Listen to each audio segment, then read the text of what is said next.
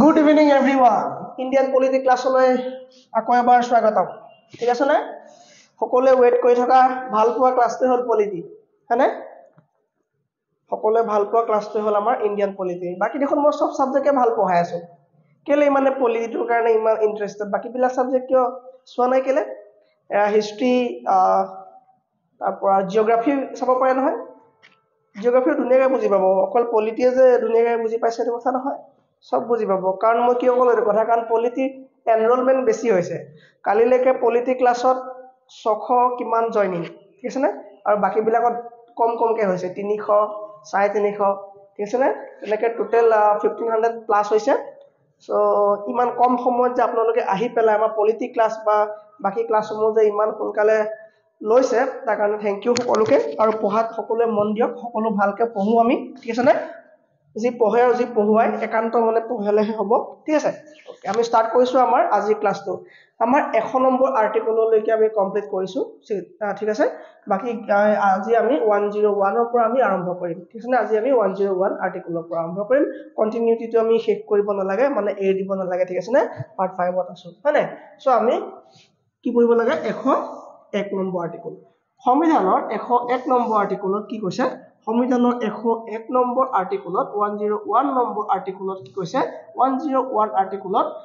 মই এতিয়া আপোনালোক কি হয় 101 ৰ পৰা 106 লৈকে যিকিটা আৰ্টিকলৰ বিষয়ে কম বহুত বেছি এক্সপ্লেনেশন নকৰো কাৰণ এইকিটা পৰীক্ষাত অহা দেখা পোৱা নাযায় ঠিক আছে নে 101 ৰ পৰা 106 আৰ্টিকল কেইটা বিষয়ে পৰীক্ষাত খুব কম আহে মানে নাহে বুলি ক'ব পাৰি পেপাৰত মই দেখাই নাই সো আমি এইকিটা এক্সপ্লেনেশনৰ কথা মানে বেছি নকৰো কিন্তু বাকিখিনি আগৰ দৰে এক্সপ্লেনেশন থাকে ঠিক আছে নে 101 ত কোৱা হৈছে যে সিট ভেকেন্ট কাৰ সিটৰ ভেকেন্ট মেম্বাৰ অফ কোৰ লোকসভা বা ৰাজ্যসভাৰ সিট ভেকেন্টৰ কথা কৈছে তাৰ মানে যেতিয়া এজন মেম্বাৰ লোকসভা বা ৰাজ্যসভা তাৰ মানে পাৰ্লিয়ামেন্টৰ সিট ভেকেন্ট হলে কি হ'ব মানে সিট ভেকেন্ট মানে কথাটো কি হ'ব ধৰি লোৱা কোনোবা এজনৰ 2000 চনত কাৰবাৰ ইলেকশনত খেলিলে জিকিলে তেওঁ 5 বছৰ পাব হয়নে 2005 লৈকে তেওঁ থাকিবলগীয়া আছে ঠিক আছে যদি সেই পাৰ্টিকুলাৰ এমপি জন যদি কি হয় 2002 চনত যদি তেওঁ মৃত্যু হয় এই 2002 চনত কি হ'ব উপনিৰ্বাচন হ'ব কি হ'ব উপনিৰ্বাচন অনুষ্ঠিত হ'ব হয়নে এই উপনিৰ্বাচন যেতিয়া অনুষ্ঠিত হ'ব তেওঁ নতুনকৈ কাৰ্যকাল 2002 পৰা 5টা বছৰ পাবলে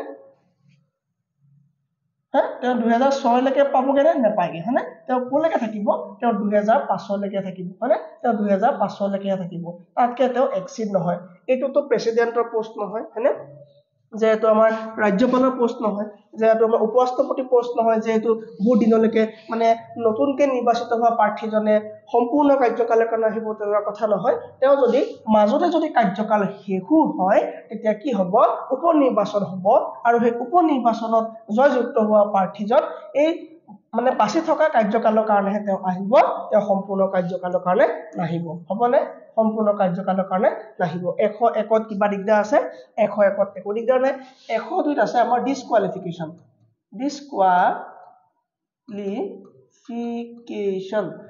আৰু কিছুমান আমাৰ কোৱালিফিকেশন থাকিছিল হয়নে যে ভাৰতীয় নাগৰিক হ'ব লাগিব ন্যূনতম 25 বছৰ বয়স হ'ব লাগিব হয়নে তেওঁ দেউলিয়া হ'ব নালাগিব তেওঁ মানসিকভাৱে ৰোগী হ'ব নালাগিব সেইখিনি হোৱাৰ উপৰিও কি হলে মানে তেওঁ ডিসকুৱালিফিকেশন হ'ব পাৰে সেইখিনি কথা আমি জানিছিলো তেওঁ যদি 60 দিনতকৈ বেছি যদি এবসেন্ট মাৰে মানে তেওঁ যদি 60 দিনতকৈ বেছি এবসেন্ট মাৰে যদি তেওঁ 60 দিনতকৈ বেছি এবসেন্ট মাৰে তেতিয়া কি হ'ব তেতিয়া তেওঁ আঁতৰাই দিয়া হ'ব ডিসকুৱালিফাই কৰা হ'ব বা তেওঁ যদি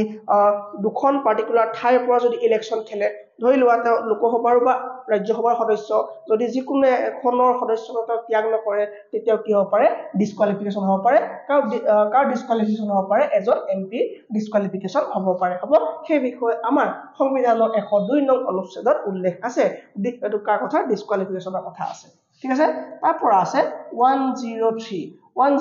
আৰ্টিকলত কি হ'ব বিষয় আছে এই ডিসকুৱালিফিকেশন যেতিয়া হ'ব তে কোৱেশ্চনটো কলৈ যাব মানে যেতিয়া ডিসকুৱালিফিকেশন হ'ব এমপি জন তেওঁ কি হ'ব মানে তেওঁ কি ডিসিশন হ'ব তেওঁ ওপৰত ঠিক আছে না decisions of questions as কি হ'ব ডিসকুৱালিফিকেশন তেওঁ ডিসকুৱালিফিকেশনৰ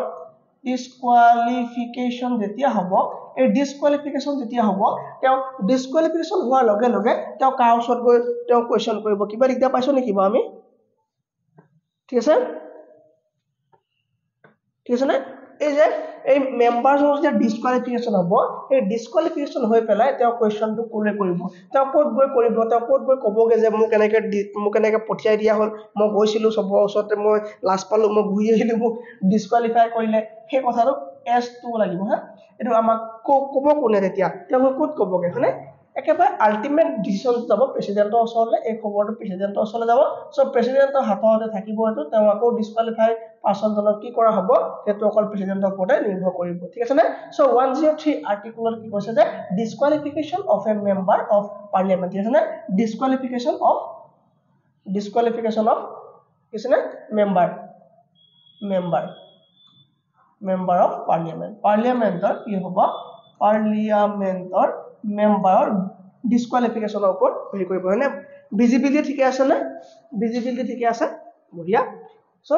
101 কি হ'ব সিট ভ্যাকেন্ট কাৰ সিট ভ্যাকেন্ট এমপি সিট ভ্যাকেন্টৰ কথা কৈছে আৰু ডিসকোয়ালিফিকেশনৰ কথা কৈছে কাৰ এমপি ডিসকোয়ালিফিকেশনৰ কথা কৈছে কি কাৰণ হ'ব পাৰে সেই বিষয়ে উল্লেখ আছে আৰু 103 নম্বৰ আৰ্টিকুলত কৈছে যে যেতিয়া এজন মেম্বাৰ অফ পাৰ্লিয়ামেন্ট ডিসকোয়ালিফাইড হ'ব তেওঁ নিজৰ ৰেসপেক্টেড সিটৰ পৰা ৰেসপেক্টেড হাউসৰ পৰা যেতিয়া তেওঁ ডিসকোয়ালিফাইড হ'ব তেওঁ কোৱেশ্চন কাক কৰিব ডিসিশন কি হ'ব সেই বিষয়ে আমাৰ আৰ্টিকুল নম্বৰ 103 উল্লেখ আছে বুজি পাই আছো কি আছে okay article number 104 article number 104 penalty বিষয় আছে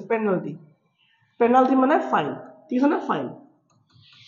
মানে ফাইন মানে ধৰি লোৱা যদি পেনাল্টি হয় ধৰি লোৱা ডিসকোয়ালিফাই হয় বা যদি তেওঁ কিবা নকৰিবলৈ কাম কৰে তেওঁ ফাইন কি হ'ব সেই ফাইনৰ বিষয়ে উল্লেখ আছে কোন আছে আৰ্টিকুল নম্বৰ 104 উল্লেখ আছে আৰ্টিকুল নম্বৰ 105 দৰমহা কি বিষয় আছে স্যালাৰি মানে স্যালাৰি বিষয়ে উল্লেখ আছে স্যালাৰি কি হ'ব আৰ স্যালাৰি কথা কৈছে মেম্বাৰ অফ পাৰ্লামেন্টৰ স্যালাৰি কি হ'ব মেম্বাৰ অফ পাৰ্লামেন্টৰ স্যালারি কি হ'ব ঠিক আছে না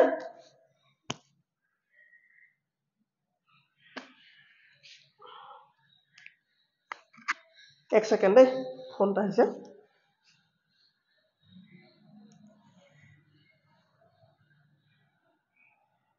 সি ইম্পর্টেন্ট ফোন নহয় পাছত পাতিলো হ'ব সরি ওকে সো 106 ত আছে আমাৰ কি আছে sorry দেই 105 ত পাৱাৰছৰ কথা আছে 105 ত কি আছে পাৱাৰছৰ কথা আছে কাৰ পাৱাৰছৰ কথা আছে পাৱাৰছ এণ্ড প্ৰিভিলেজৰ কথা আছে কাৰ এই মেম্বাৰ সকলৰ পাৱাৰছ এণ্ড প্ৰিভিলেজৰ কথা আছে আৰু 106 ত কি আছে স্যালাৰি বিষয়ে উল্লেখ আছে আৰু 106 ত কি আছে স্যালাৰি বিষয়ে উল্লেখ আছে স্যালাৰি মানে দৰমহা তাকো দৰমহা কিমান লাগে খুব বেছি 60 পৰা 70000 টকা দৰমহা পায় আৰু দৰমহা তেওঁলোকৰ দৰকাৰনো কি হয় কাৰণ দৰমহা কি তেওঁলোকৰ ফ্ৰী বাংলো পায় ফ্ৰী ঘৰ পায় ফ্ৰী সিকিউৰিটি পায় ফ্ৰী গাড়ী পায় ফ্ৰী কেন্টিন পায় হয়নে ফ্ৰী ঘৰ পায় আৰু তাতকে আৰু কি লাগিছে হয়নে সো এই গিটা কি হ'ব আমাৰ আৰ্টিকুল নম্বৰ 101 ৰ পৰা 106 লৈকে থকা আৰ্টিকুল যি গিটা আৰ্টিকুল আমি এক্সপ্লেনেশন বেছি কৰিব লগা নাইও সেইকাৰণে আৰু যিখিনি আছে সেইখিনি পৰীক্ষাত নাহে হয়নে 101 ৰ সিটৰ কথা 103 ডিসিশন আছে 105 ত পাৱাৰ আছে 104 পেনাল্টি আছে 106 ত স্যালাৰি বিষয়ে উল্লেখ আছে ঠিক আছে নে আমি 106 লৈকে একো ডিফিকাল্টি নাই ওকে নেক্সট আমি চাম 107 এটা ইম্পৰ্টেন্ট আৰ্টিকুল হয় 107 ৰ পৰা পৰীক্ষাত অহা আৰম্ভ হৈ যায় আৰু ইয়াক আমি বিস্তাৰভাৱে পঢ়িম ইন্ট্ৰোডাকচন কাৰ ইন্ট্ৰোডাকচন বা ইন্ট্ৰোডিউস বিল বা ইন্ট্ৰোডিউস অফ এ বিল তোমালোকে এম লক্ষ্মীকান্তখন লৈ লবা এম লক্ষ্মীকান্তখন লৈ পেলাই তাত যেটো আছে 107 ত হেতু হেডিং কৰিবা মই এতিয়া হেডিংটো অকল বুজিবলৈ হেডিং মাত্ৰ মই বুজোৱাত ফোকাসটো কৰি আছো ঠিক আছে নে introduce of a bill তা মানে কৈছে যে বিল এখন কেনেকে ইন্ট্ৰোডিউস কৰিব লাগিব তা মানে বিল এখন কি হ'ব বিল এখন কোলে যাব প্ৰথমে কোড মানে পাস হ'ব লাগিব তাপা কোড যাব হয়নে চোৱা বিল এখন সৰ্বপ্ৰথমে বিল এখন কি হ'ব ড্ৰাফট হ'ব বিল এখন ড্ৰাফট হ'ব ড্ৰাফট মানে নিৰ্মাণ হ'ব হয়নে বিল এখন ড্ৰাফট হ'ব যা খসৰা বুলি আমাৰ কোনে খসৰা সমিতি আছে যে সংবিধান হয়নে বিল এখন বনিব বিল এখন বনাব কোনে সেই ডিপাৰ্টমেন্টে বনাব যেটো ডিপাৰ্টমেন্টৰ বিল হ'ব সেই ডিপাৰ্টমেন্টে বনাব সেই ডিপাৰ্টমেন্টৰ লগত বহুত এক্সপেৰিয়েন্স মানুহ থাকিব আৰু তেওঁলোকৰ কোনবা সেই পাৰ্টিকুলাৰ ডিপাৰ্টমেন্টৰ মিনিষ্টাৰ থাকিব পাৰে সেই মিনিষ্টাৰ বিলখন বনাব পাৰে বা ৰিটায়াৰ্ড বা IAS অফিচাৰো বনাব পাৰে হয়নে IAS অফিচাৰ বনাব পাৰে তেনেকৈ সকলোৱে মেইন মানুহসকলে কি হ'ব এখন বিল এখন বনাব বিল এখন মানে এখন ল এখন ল হোৱাৰ আগৰ পৰ্যায়টোক বিল বুলি কোৱা হ'ব আৰু তাৰ আগৰ পৰ্যায়টোক খচৰা বুলি কোৱা হ'ব ঠিক আছে নে কাগজ এখন ল'ব কি চেঞ্জ কৰিব লাগে তেওঁলোকে চাব সেই চেঞ্জখিনি লিখিব তাক ড্ৰাফট বুলি কোৱা হ'ব ঠিক আছে নে এই ড্ৰাফটখন যেতিয়া যাব ই ক'ত যাব এই দুটা হাউচত যাব দুটা হাউচত কি আছিল আমাৰ লোকসভা আছিলে আৰু ৰাজ্যসভা আছিলে এই দুটা হাউচলৈ যাব হয়নে এই দুটা হাউচৰ সদস্য সংখ্যা কিমান আছে লোকসভাত আছে 545 জন সদস্য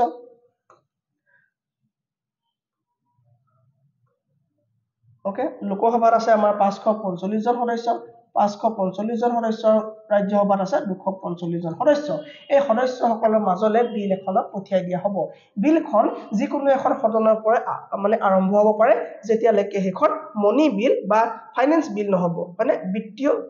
বিল আৰু ধন বিল দুখন বেলেগ বেলেগ বিত্তীয় বিল আৰু ধন বিলৰ বিষয়ে পিছত আলোচনা কৰিম 110 নম্বৰ আৰ্টিকল আৰু 117 আৰ্টিকলত আমি এই দুটা বিষয় আলোচনা কৰিম ঠিক আছে নে এতিয়া আমাৰ ফোকাস অকল ক'ত কৰি আছো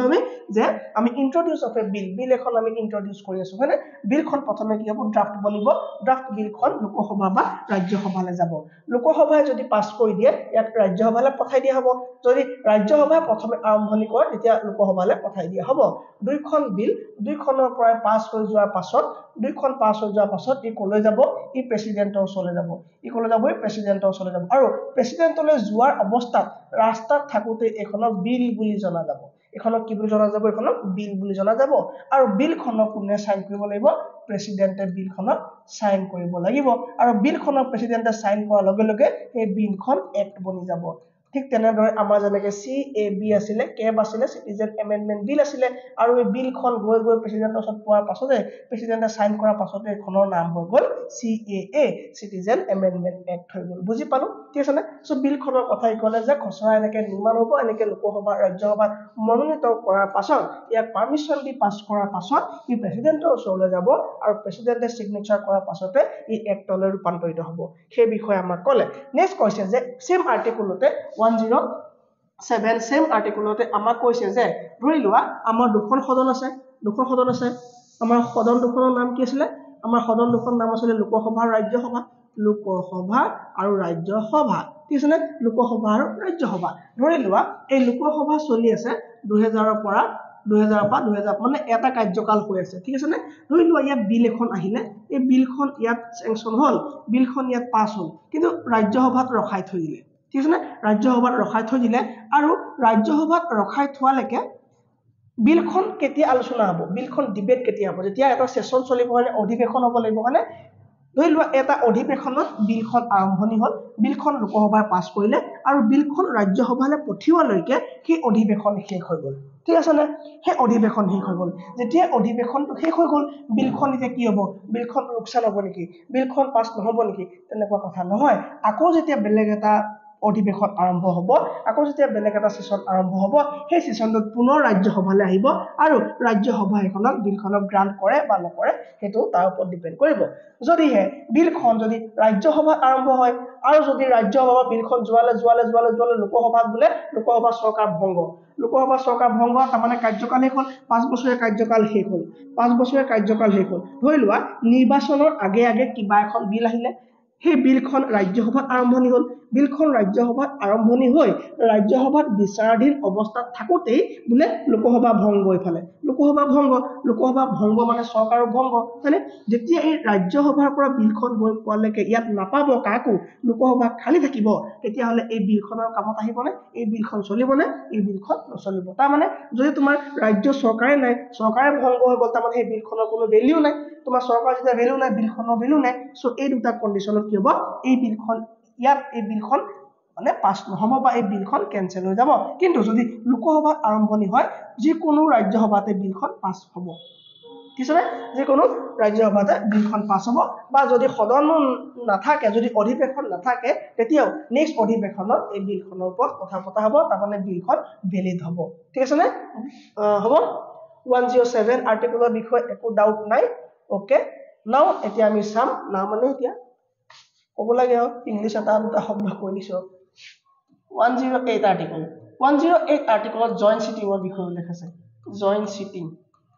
জয়েন্ট সিটিং এটো বহুত বাৰ আহে পৰীক্ষা আৰু এটা important article joint sitting of parliament joint sitting of parliament ঠিক আছে না জয়েন্ট সিটিং অফ পাৰ্লিয়ামেন্ট মানে সংযুক্ত অধিৱেশন সংযুক্ত অধিৱেশন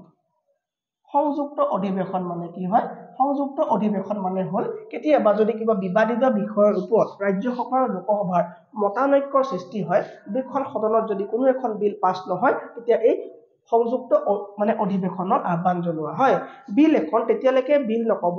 যেতিয়ালৈকে দুইখন সদনৰ পৰা পাছ নহব তাৰ মানে ভ্যালু নাথাকিব দুইখন সদনৰ পৰাই সেই ড্ৰাফটখন পাৰ হৈ যাবই লাগিব যিকোনো এখনৰ পৰা পাছ হৈবলৈ নহব মনি বিলৰ বিত্তীয় বিলৰ বাহিৰে মই কৈ আছো ঠিক আছে না মানি বিল আৰু মই ফাইনেন্স বিলৰ বাহিৰে কথাটো কৈ আছো ঠিক আছে মনি বিল আৰু ফাইনেন্স বিলৰ বিষয়ে আমি অলপ পাছত আলোচনা কৰিবলৈ পাম হ'ব 108 কি কলে যে জয়েন্ট সিটিং হ'ব পাৰে কাৰ পাৰ্লিয়ামেন্টৰ এই জয়েন্ট সিটিংটো কোনে আহ্বান কৰিব পাৰে আমি জানোনে জয়েন্ট সিটিং আহ্বান কৰিব পাৰে প্ৰেসিডেন্টে জয়েন্ট সিটিং can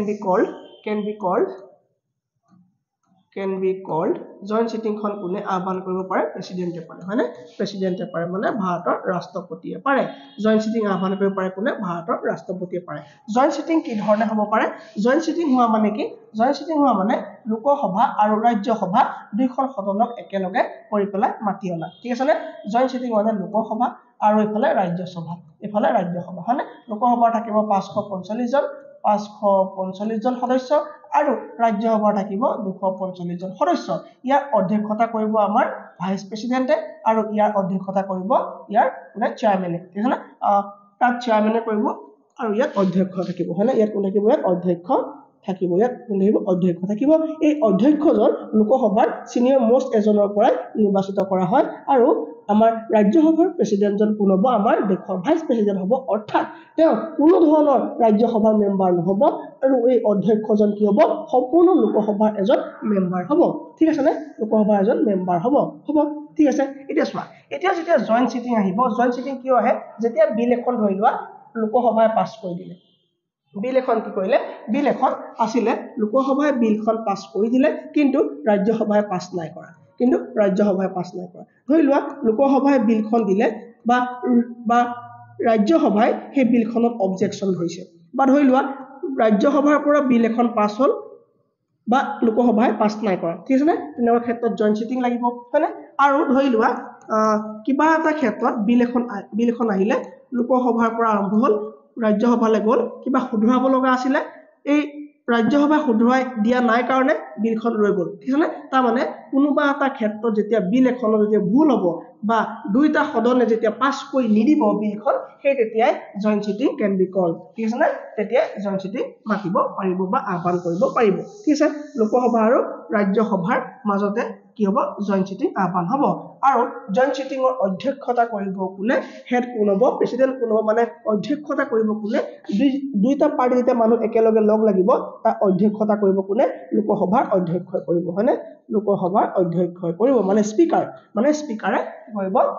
ইয়াৰ অধ্যক্ষতা কৰিব কিবা ডাউট আছে কিবা দিগদাৰ পাইছা হা ঠিক আছে একো দিগদাৰ নাই হল লোকসভাই ক'লো লোকসভাই পাছ কৰিব বিলখন যদি ৰাজ্যসভাই ছমাহতকৈ বেছি থৈ দিয়ে বিলখন তেতিয়া কি হ'ব জয়েন্ট সিটিং কৰিব লাগিব কাৰণ তেনেকৈ যদি ছমাহ বিল এখন থৈ দিয়ে বিলখন যদি গুৰুত্বপূৰ্ণ বিল হয় মানে বিলখন যদি গুৰুত্বপূৰ্ণ বিল হয় বিলখন ধৰি লোৱা এনেকুৱা বিল আনিছে যে কিবা আমাৰ চাকৰি কাৰণে বা কিবা এটা ইম্পৰ্টেন্ট কামৰ কাৰণে বিল আনিছিল আৰু সেই বিলখন ৰাজ্যসভাই ছমাহ ধৰি তেওঁলোকক দিনত থৈ দিছে কিন্তু বিলখন ইম্পৰ্টেন্ট বিল এৰি দিয়া নাই এতিয়া কি পাৰে বিলখনৰ কাৰণে বিলখন পাছ কৰাবৰ কাৰণে জয়েন্ট সিটিং মাতিব পাৰে হয়নে জয়েন্ট সিটিং মাতিলে কি হ'ব চোৱা জয়েন্ট সিটিংত কি হ'ব ইয়াত আছে 545 Lok Sabha Rajya Sabha 245 okay joint sitting কৰিব এতিয়া জয়েন্ট সিটিং কৰিলে কি হ'ব জয়েন্ট সিটিং কৰাৰ লগে লগে কি হ'ব দুইখনৰ সদস্যখিনি লগ লাগিব ঠিক আছে নে দুইখনৰ সদস্যখিনি লগ লাগিব 545 জন আৰু 245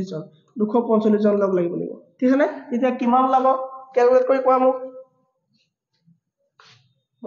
এলাক ফাৰ্স্ট দেখোন 790 গুড 790 কি হ'ব ইয়াৰ টোটাল মেম্বাৰ হ'ব টোটাল এমপি সংখ্যা কিমান হ'ব 790 হ'ব বিল এখন পাস কৰিবলৈ কিমান লাগে আধাতকে এক বেছি 390 মান হলে হৈ যাব মানে 390 টা লাগেহে সিট পাছ কৰিবলৈ লোকসভাৰ অকলে কিমান আছে লোকসভাৰ অকলে কিমান আছে 545 এই ৰাজ্যসভাৰ কিবা দৰকাৰ আছে নে কিবা ভ্যালু থাকিলে নে এখিনি নাথাকিলে হয়নে সো জয়েন্ট সিটিং কৰাৰ লগে লগে কোনোবা এখন বিল পাছ হোৱাটো 100% সিওৰ কাৰণ লোকসভাৰ ওচৰতে ম্যাক্সিমাম স্ট্ৰেংথ থাকিব হয়নে ম্যাক্সিমাম স্ট্ৰেংথ থাকিব আৰু লোকসভাই বিলখন ইজিলি পাছ কৰাই লৈ যাব হয়নে সো ভালে কৈছে যে কি হয় দেশখনক আমি দেশখন চলাবৰ কাৰণে দেশখনক আমি ভোটদান কৰি পেলাই পঠিওৱা মেম্বাৰসকলে বহে লোকসভাত হয়নে সো তেওঁলোকৰ কথাটো ভ্যালু থাকিব লাগিব যদি ইমানো ভ্যালু দি দিয়া হয় ৰাজ্যসভাৰ এখন ভ্যালুলেছ হৈ যাব তেওঁলোকে যি মন যায় তাকে কৰিব পাৰিব দেখোন হয়নে চৰকাৰে বা তেওঁলোকৰ অধীনত থকা মেম্বাৰসকলে বা লোকসভাই দেখোন যি মন যায় তাই কৰিব পাৰিব যিকোনো আইন সলনি কৰি দিব পাৰিব সংবিধান উল্টাই দিব পাৰিব হয়নে বুলি ভাবিছা নেকি নোৱাৰে কিছুমান ক্ষেত্ৰত কেইটামান বিশেষ ক্ষেত্ৰত কি দিয়া হৈছে স্পেশাল পাৱাৰ দিয়া হৈছে ৰাজ্যসভাক দিয়া হৈছে ঠিক আছে নে মই ক'লো যে কি ক্ষেত্ৰত জয়েন্ট সিটিং মাতিব পাৰিব জয়েন্ট সিটিং মানে মাতিব পৰা প্ৰথম কথাটো হ'ল যদি কোনোবা এখন ধৰি লোৱা লোকসভাই বিলখন পাছ কৰিলে লোকসভাই বিলখন পাছ কৰিলে কিন্তু ৰাজ্যসভাই বিলখন পাছ নাই কৰা কিন্তু এই ৰাজ্যসভাই বিলখন পাছ নাই কৰা ধৰি লোৱা লোকসভাই বিলখন পাছ কৰিলে কিন্তু এই ৰাজ্যসভাই সমাহ ধৰি পেলাই থৈ দিছে পেন্ডিং কৰি পেলাই সমাহ পেন্ডিং কৰি থৈ দিছে মানে তেতিয়া কি কৰিব পাৰিব মাতিব পাৰিব ধৰা লোকসভাই দিয়া বিলখন তেওঁ ভুল বুলি ক'লে হয়নে বা এমেন্ডমেন্ট মানে দৰকাৰ বুলি কৈ থৈ দিছে সো তেনেকুৱা ক্ষেত্ৰত কি পাৰিব বিল এখনৰ কাৰণে এমেন্ডমেন্টৰ কাৰণে বা বিলখন পাছ কৰাবৰ কাৰণে কি কৰিব পাৰিব জয়েন্ট সিটিং কৰিব পাৰিব কিন্তু কি ক্ষেত্ৰত নোৱাৰে আমি জনাটো বহুত ইম্পৰ্টেন্ট কোন কিতাত পাৰে এইটো পৰীক্ষাত নাহে মেইন কোৱেশ্চনটো আমাক ধৰিব যে কোনটো নোৱাৰে হেতু কোৱা সো নোৱাৰা কথাটো হ'ল কনস্টিটিউশনাল এমেন্ডমেন্ট সংবিধান সংশোধন হয়নে কনস্টিটিউশনাল এমেন্ডমেন্ট যদি সংবিধান সংশোধন কৰিব লগা হয় সেই ক্ষেত্ৰত কিন্তু জয়েন্ট সিটিং নহব যদি জয়েন্ট সিটিং হয় লোকসভাই অকলে পাছ কৰাই লৈ যাব সেই কাৰণে যদি সংবিধান সংশোধন কৰিব লগা থাকে এতিয়া কি কৰিব লাগিব বেলেগে পৃথকে লোকসভাই পৃথকে পাছ কৰিব লাগিব বিলখন আৰু ৰাজ্যসভাই পৃথকে পাছ কৰিব লাগিব বিলখন তেতিয়াহে সেই বিলখন এক্টলৈ ৰূপান্তৰিত হ'ব অৰ্থাৎ এই প্ৰেসিডেন্টৰ ওচৰলৈ যাব আৰু প্ৰেসিডেন্টে সাইন কৰিলেই এক্ট হ'ব ঠিক আছে নে সো ইন্ট্ৰোডিউস কৰা বিলখন কি হ'ল আমি গম পালো আমি 108 নম্বৰ আৰ্টিকেল চালো যে জয়েন্ট সিটিং হ'ব পাৰে হয় নাই জয়েন্ট সিটিং নহলে নহব হয় না আৰু কেতিয়া যদি মনি বিলৰ ক্ষেত্ৰত একেবাৰে নোৱাৰে কি নোৱাৰে জয়েন্ট সিটিং নহয় কিয় নহয় কাৰণ অকলে লোকসভাই পাছ কৰিব আৰু কাৰণ ৰাজ্যসভাৰ লগত কোনো ধৰণৰ বিত্তীয় বিধেয়ক টকা পইচাৰ বিল ইয়াত উত্থাপন নহয় লোকসভাতে আহিব পাছ হৈ যাব বস খেলা খতম হয়নে আৰু ই ৰখাবও নোৱাৰে হয়নে ই ৰখাবও নোৱাৰে সো এই দুটা কাৰণতে কি হয় বিল এখন সংযুক্ত অধিৱেশনত পাছ কৰিব পাৰে ঠিক আছে কোনটো ক্ষেত্ৰত নোৱাৰে বুলি ক'লো মই এটা আছে কনস্টিটিউশনাল মানে এটা আছে কনস্টিটিউশনাল এমেন্ডমেন্ট আৰু এটা হল যেটো আমাৰ ইমপিচমেন্ট মহা অভিযোগ এই মহা অভিযোগৰ ক্ষেত্ৰত কি কৰিব নোৱাৰে জয়েন্ট সিটিং কৰিব নোৱাৰিব দুইখনৰ পৰা পৃথকে পাছ কৰি যোৱাৰ পাছতহে এখন আইন হ'ব বাকি বিলাক ক্ষেত্ৰত কি হ'ব জয়েন্ট সিটিং কৰিব পাৰিব বুজি পাইছো ওকে বৰ্তমানলৈ কেইবাৰ জয়েন্ট সিটিং হৈছে আমাৰ দেখত বৰ্তমানলৈ কেইবাৰ জয়েন্ট সিটিং হৈছে 3 বাৰ জয়েন্ট সিটিং হৈছে কেইবাৰ জয়েন্ট সিটিং হৈছে 3 বাৰ জয়েন্ট সিটিং হৈছে এক নম্বৰ জয়েন্ট সিটিং হৈছিল আমাৰ 1961 ত আমাৰ যৌতুক সম্বন্ধে আইন বনোৱাৰ সময়ত কি হৈছিল যৌতুক বন্ধ কৰাৰ ক্ষেত্ৰত ল যেতিয়া আহিছিল সেই সময়ত জয়েন্ট সিটিং হৈছিল বিল পাছ হোৱা আছিল তাৰপা বেংকসমূহ ৰাষ্ট্ৰীয়কৰণ কৰাৰ ক্ষেত্ৰত বেংকসমূহ ৰাষ্ট্ৰীয়কৰণ কৰাৰ ক্ষেত্ৰত সন কিমান হ'ব 1978 ত বেংক নেশনালাইজেশনৰ সময় বেংক নেশনালাইজেশনৰ সময় এবাৰ আহিছিল আৰু এবাৰ আহিছিল 2001 চনত কি আছিল পোটা মানে কি হ'ব প্ৰিভেনশন অফ টেৰৰিজম এক্ট এই বিল কেখন এই এক্ট কেখন বনোৱাৰ সময়ত কি হৈছিল আমাৰ 3 বাৰ জয়েন্ট সেশন হৈছিল এই তিনটা ইম্পৰ্টেন্ট ঠিক আছে না এই তিনটা ইম্পৰ্টেন্ট পইণ্ট গম পালো আমি নেক্সট আমি আৰ্টিকেল চাম 109 আৰু 1010 ঠিক আছে না 109 আৰু 1010 109 চোৱাৰ আগত আমি 1010 চাম কিয় চাম কাৰণ 109 টো আমাৰ সংবিধানত ডক্টৰ বি আৰ আম্বেদকাৰ লিখিছিলে তেওঁ কাৰণ সংবিধান লিখিব লগা আছিল আৰু মই 110 পৰা আৰম্ভ কৰিম কাৰণ 110 কলেহে আমি বুজি পাম কাৰণ মই বুজাব লাগিব ঠিক আছে নে মই মানে কি আপোনালোকক বুজাব লাগিব সেইকাৰণে মই 110 পৰা আৰম্ভ কৰিছো তাৰপৰা আমি 109 লে যাম 110 আছে definition of money bill definition of a money bill ঠিক আছে না money bill আৰু আমি ফাইনান্স বিলৰ বিষয় 117 নম্বৰ আৰ্টিকেলত পাম ঠিক আছে দুইটা বেলেগ বেলেগ বস্তু এটাত আছে পইচা কেনেকৈ আহিব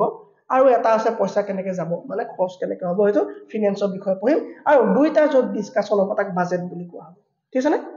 ওকে ডেফিনিশ্যন অফ মানি বিলত কোৱা হৈছে যে কি হ'ব এখন মানি বিল কাক কয় মানি বিল হ'বলৈ হলে সেইখন বিলত উল্লেখ থাকিব লাগিব যদি টেক্সৰ ক'বাত এনেকৈ এখন বিল চৰকাৰে বা সংসদে বনাব কৈছে যিখন বিলত টেক্সৰ বহুৱাৰ কথা আছে টেক্স বঢ়াই দিয়া কথা আছে বা তেনেকৈ এখন বিল যিখন বিলত টেক্স ডিক্ৰিজ কৰাৰ কথা আছে টেক্স কমোৱাৰ কথা আছে বা এনেকুৱা এখন বিল যিখন বিলত চৰকাৰে লোন লোৱাৰ কথা আছে মানে টকা পইচাৰ কথা আছে মানে মানি ৰিলেটেড মানে টকা পইচাৰ কথা আছে লোন ৰিলেটেড বিল হ'ব লাগিব ঠিক আছে না এই তেনেকুৱা ধৰণৰ বিল যদি উত্থাপন কৰিব লগা হয় সেইবিলাক বিলৰ কথা কৈছে তাক মানি বিল বুলি কৈছে আৰু সেই বিলসমূহ ক'ত উপস্থাপন কৰা হ'ব সেই বিষয় 109 নম্বৰ আৰ্টিকেলত উল্লেখ আছে সো 109 নম্বৰ আৰ্টিকেলত ডাইৰেক্টলি আমাক কৈছে যে স্পেশাল provisions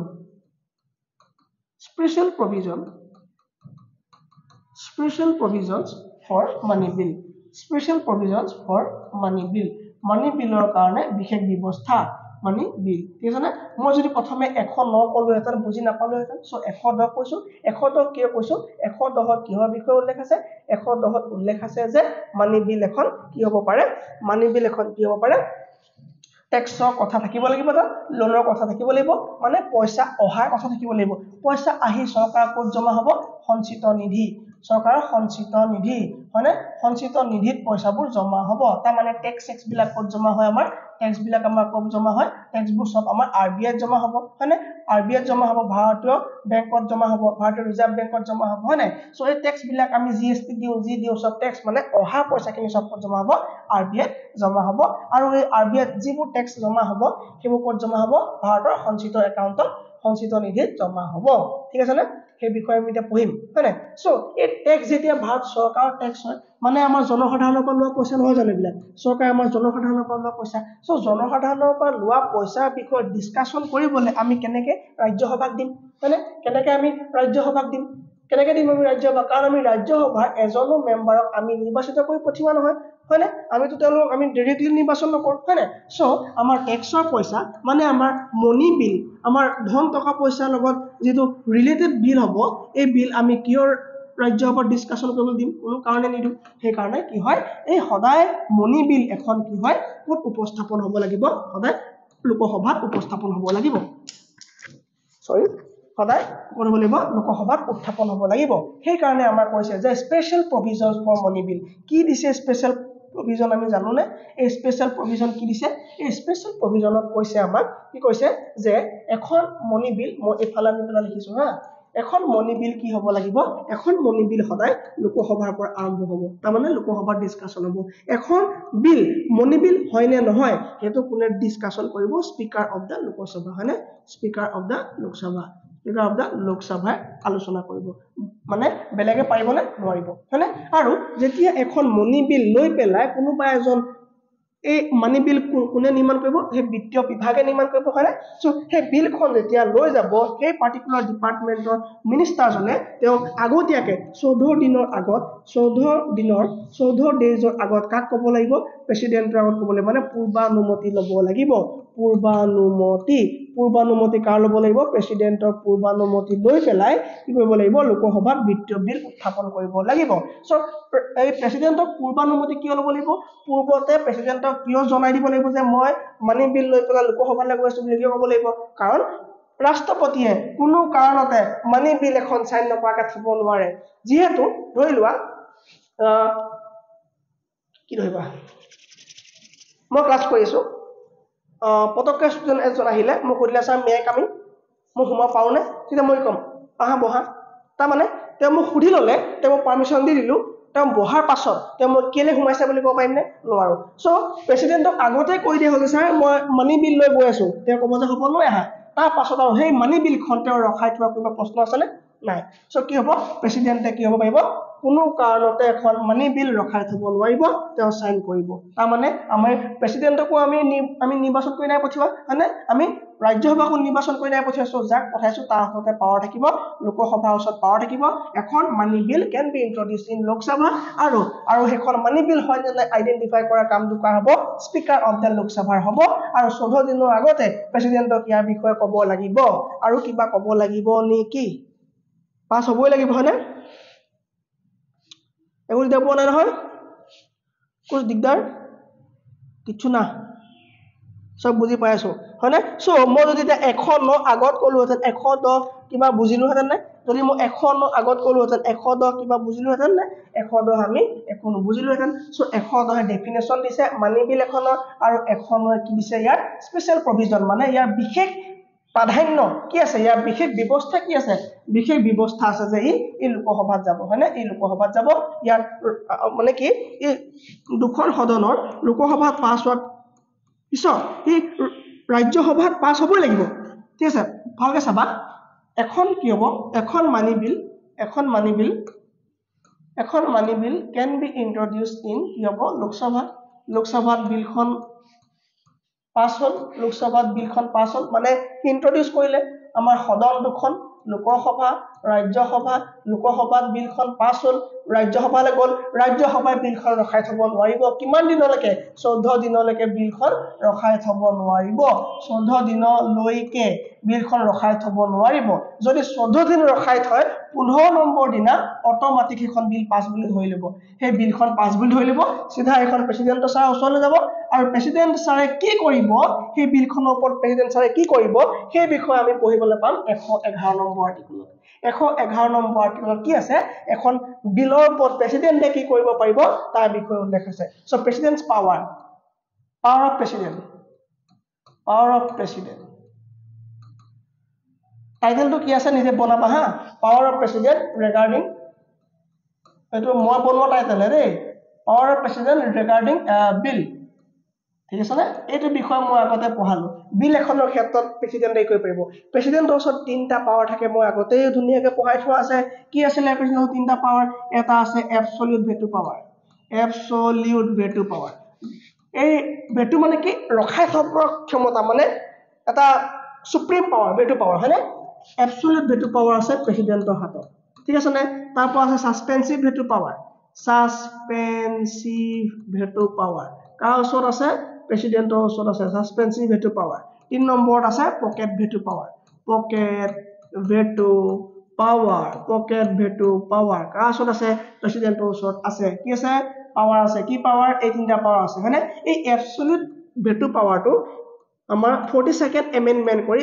42 নং সংশোধন অনুসৰি এই এবসলিউট পাৱাৰটো আমাৰ প্ৰেসিডেন্টৰ হাতৰ পৰা অতৰাই দিয়া হ'ল ই মানে এই পাৱাৰটো থাকিলে কি হ'ল যে বহুত দিনলৈকে বিলখন থৈ দিলে হয়নে সো এটো অতৰাই দিয়া হ'ল আৰু 44th এমেন্ডমেন্ট কৰি পেলাই এই পাৱাৰটো দি দিয়া হ'ল সাসপেনসিভ ভেটো পাৱাৰ মতে according to the suspensive veto power প্ৰেসিডেন্টে কৰিব পাৰে বিল এখন পুনৰ বিচাৰৰ কাৰণে কিবা যদি ভুল আছে শুদ্ধ কৰিবৰ কাৰণে পুনৰ বিচাৰৰ কাৰণে একবাৰ পুনৰ বিচাৰ কৰিবৰ কাৰণে বিলখন আকৌ পাৰ্লিয়ামেন্টত তথা লোকসভা বা ৰাজ্যসভালৈ ঘূৰাই পঠিয়াব পাৰে কিন্তু যদি একো শুদ্ধ নকৰাকেও আহে বা শুদ্ধ কৰিও আহে তেওঁ সাইন কৰিবলৈ বাধ্য দ্বিতীয়বাৰৰ কাৰণে তেওঁ সেই বিলখন পঠাব নোৱাৰে অকল একবাৰেই এখন বিল তেওঁ যদি কিবা ভুল দেখে বা তেওঁ যদি বিচাৰে এখনত কিবা পুনৰ বিচাৰ কৰাৰ দৰকাৰ আছে বুলি তেওঁ বিলখন পঠিয়াব পাৰিব যদি সেকেন্ড টাইম বিলখন ঘূৰি আহে তেওঁ আকৌ এবাৰ বিলখন পঠাব নোৱাৰিব তেওঁ সহি কৰিবলৈ বাধ্য এটো কাৰ পাৱাৰ সাসপেনসিভ ভেটো পাৱাৰ এটো অধীনত পাইছে কোনে আমাৰ ৰাষ্ট্ৰপতি লাভ কৰিছে পকেট ভেটো হ'ল তেওঁ ৰখাই থব পাৰে তেওঁ বিলখন সাইনো নকৰি পঠিয়াও নিদি জাপি কুচি ৰেপত ভৰাই দিব পাৰে তাক কোৱা হয় পকেট ভেটো পাৱাৰ ঠিক আছে না এই তিনটা পাৱাৰ এপ্লাই কৰিব পাৰে কোনে প্ৰেসিডেন্টে এখন বিলৰ ক্ষেত্ৰত বুজি পাইছো নো প্ৰবলেম ওকে এই এটা বেলেগ ইয়াৰ পাৱাৰ নেকি নাই এইটো আমেৰিকাৰ পাৱাৰটো কথা নকলেও হ'ব ঠিক আছে সো এই তিনটা পাৱাৰ কাৰ হয় আমাৰ ভাৰতৰ প্ৰেসিডেন্টও আছে বিল এখনৰ ক্ষেত্ৰত কিবা দিগদাৰ নাই দিগদাৰ নাই ফাইনান্সিয়েল স্টেটমেন্ট আমি 12 নম্বৰ আৰ্টিকলৰ পৰা পাম ঠিক আছে নে ফাইনান্সিয়েল স্টেটমেন্ট 12 নম্বৰ আৰ্টিকলৰ পৰা পাম কিবা দিগদাৰ পাইছো নাই পোৱা সো এই ক্লাছটো আজি ইমানতে আমি ষ্টাৰ্ট কৰিছো নেক্সট ক্লাছ কাইলে হ'ব আৰু সকলোৱে প্ৰতিটো ক্লাছ মন দি কৰক ভালকে বুজি পাব কপি লওক মানে নোট বনাই যাওক আৰু সব সাবজেক্ট চাওক সব সাবজেক্ট পঢ়ক সব সাবজেক্ট ধুনীয়াকৈ পঢ়োৱা আছে ইংলিশ গ্ৰামাৰ যে মিছ নকৰিব ঠিক আছে নে থ্যাংক ইউ